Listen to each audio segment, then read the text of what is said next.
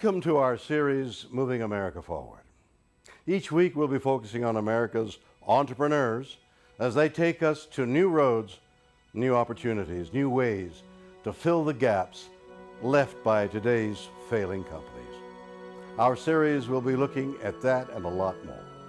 So come with me and watch as the entrepreneurs of our nation move into the future. And I'm Doug Llewellyn here in our studios in Los Angeles with our guest here, who is the president of the Kubica Corporation, which is headquartered in Northville, Michigan. It's a suburb of Detroit, Motor City, USA. I'd like you to meet him now. His name is Dennis Kubica. He is the CEO. Dennis, welcome. Nice to have you with us. Thanks for having me, Doug. Listen, before we begin and get into detail in your very interesting story and you and your company, a little while ago you had a chance to answer some questions from William Shatner. Let's take a quick look at that right now and see just a portion of how it went, okay? Let's watch this. I understand, in a sense, that you've been helping to build America. What kind of products and services do you provide, and how is that moving America forward? Thanks, Mr. Shatner. I began Kubica Corp because I wanted to evolve the culture of the engineering industry by providing a workforce of engineering entrepreneurs who can demonstrate both technical skill mastery and leadership, helping manufacturers across the nation build their products more efficiently, and that, Mr. Shatner, is how we are helping to move America forward. You know, that's really a pretty fascinating story. I know your story is very interesting, to say the least. Tell me, in the beginning, though, what got you into this world of being an engineer? How did that happen? I grew up in Detroit, Yeah. and things were tough in Detroit when I was young. So when I was in high school, I got a job at a small machine shop to help make some extra money to help pay my way through high school. And the owner of the shop encouraged me to go to college and to get an electrical engineering degree. The shop was very well run. The guy was very inspiring to me, so I did that and got an electrical engineering degree, and here I am today. What was it about engineering that really captured your interest? You have a background in music as well. You could have gone into that field, but engineering really attracted you. What was it? Yeah, it was just always understanding how things work, and the entrepreneur aspect of being able to take something and bring that to the marketplace really inspired me. Well, you know, you just mentioned a word that's really key with what you're doing right now. But before we get into that and your own engineering, you started in the world of engineering with a number of different companies. You've worked for some pretty good outfits. Tell me a little bit about your progression. Yeah, I came out of college and I worked for companies like General Motors, ABB, several companies that are just very large organizations.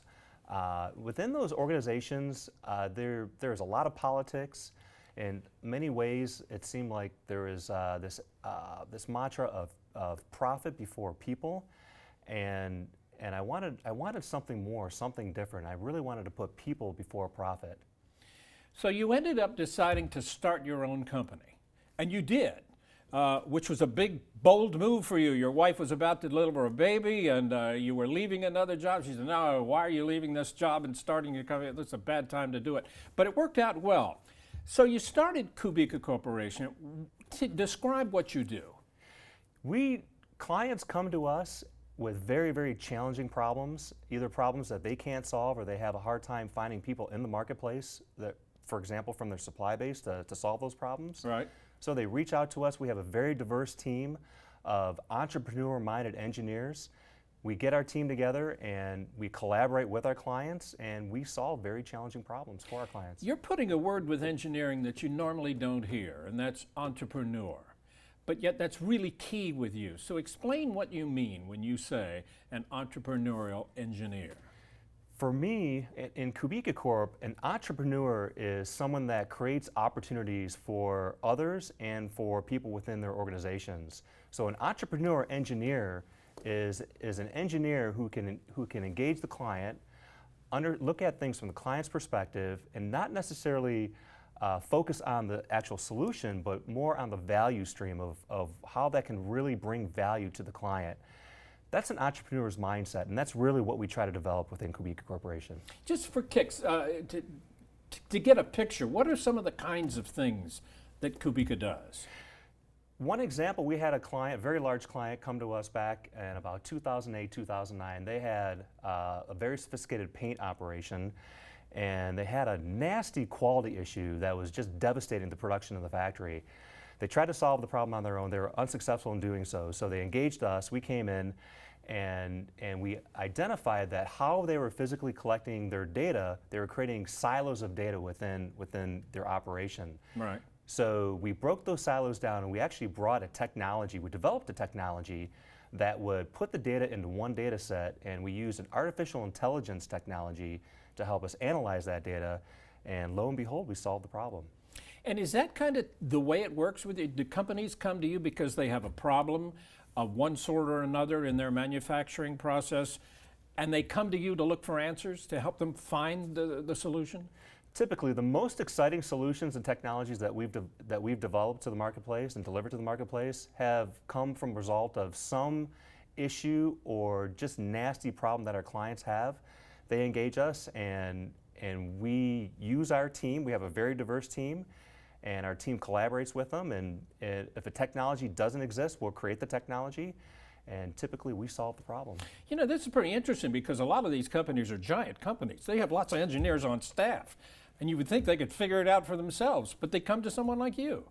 Typically, our clients they're world class at developing products, whether they're tractors or automobiles or any type of product like that.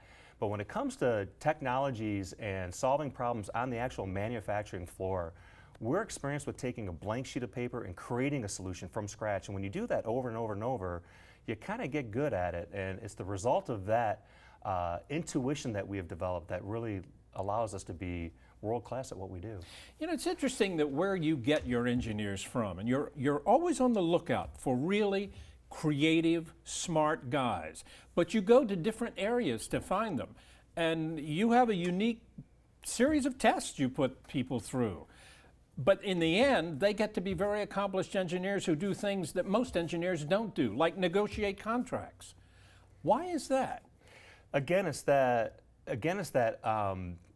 entrepreneur mindset. So we try to look for engineers that maybe had a bit of a healthy struggle in their background where things maybe weren't as easy for them, and they overcame that struggle in some fashion. Those types of folks they have fresh minds, they have high energy levels, and they're very easy to collaborate with, and they're not afraid to try new things.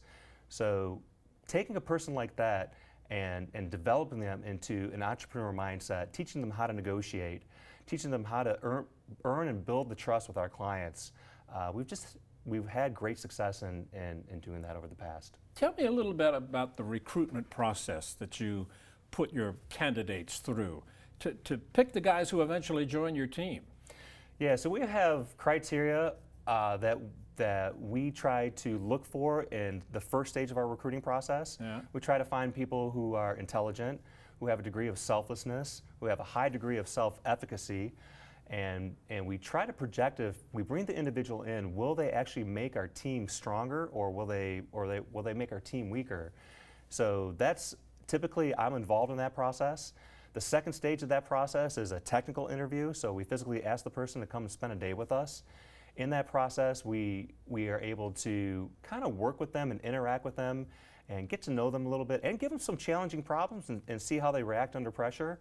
And if they get through that stage and we like them and they like us, then we bring them on board, and the rest is history.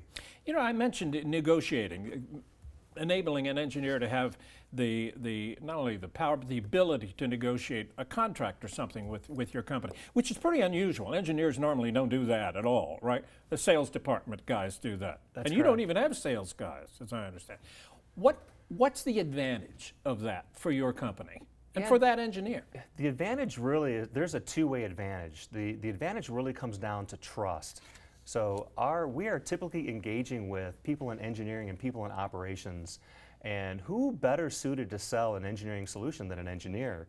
So we really focus on really leadership development, and negotiation is just one aspect of engaging people, understanding what will bring value to the marketplace.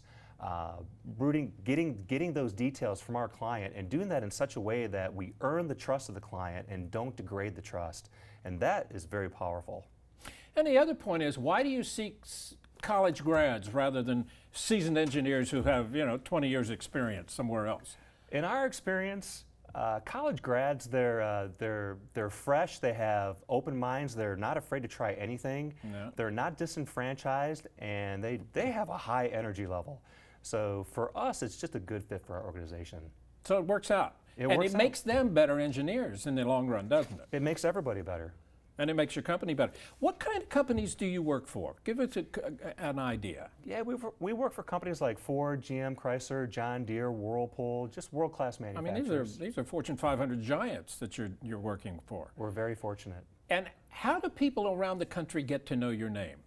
Typically word of mouth. We don't put a lot of emphasis on marketing. We're a relatively small organization in a very large field.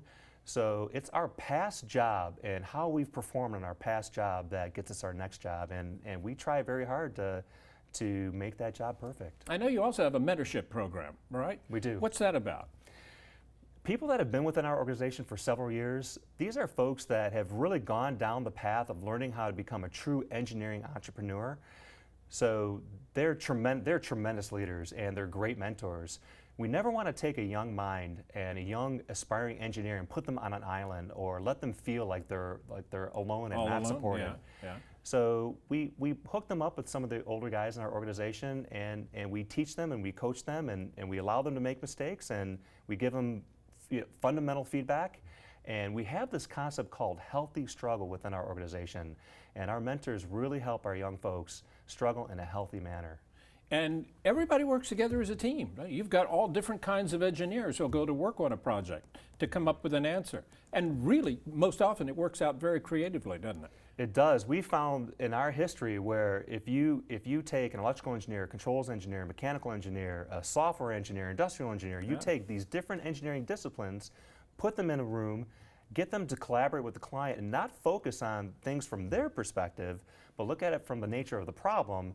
Many great things can come from that hybrid solution. That's a great story. Great story about a great company. Thank you so much, Dennis. Thank you, Doug. This organization represents companies across our great nation that embody the spirit, dedication, know-how, and can-do attitude which has made America the great nation that it is today. And now let's present the Keeping America Strong Award. Now it's my honor to present this prestigious award to Dennis Kubica, the CEO of the Kubica Corporation of Northville, Michigan, for the outstanding work that his company is doing to help keep moving America forward.